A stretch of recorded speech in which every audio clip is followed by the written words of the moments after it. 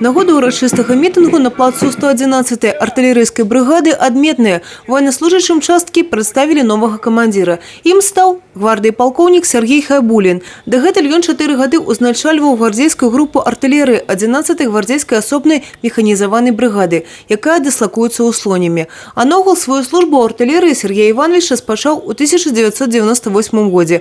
Прошел все ступени от курсанта военной академии до командира бригады. Первое впечатление, конечно же, положительное.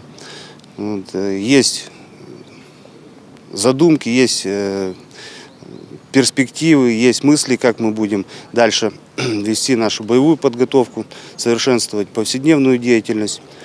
В первую очередь, наверное, это воспитывать личный состав, обучать его, ковать профессиональное мастерство артиллеристов, и заниматься вопросом боевой подготовки.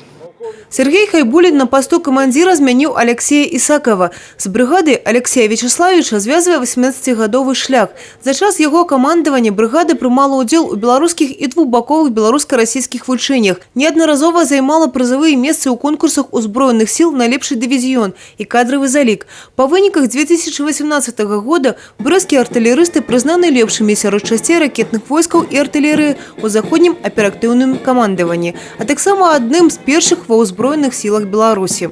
У нас артиллерия и ракетные войска – это коллективный род войск, поэтому самое главное здесь сплоченная работа коллектива.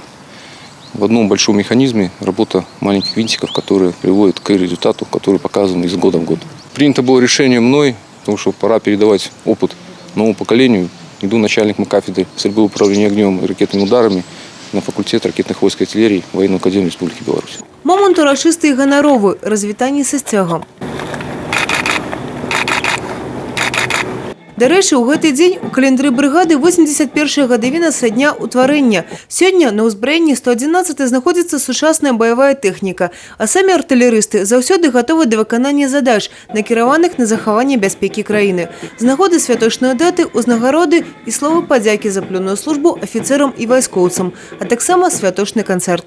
Евгений Мороз, Александр Сивицкий, телерадиокомпания «Брест».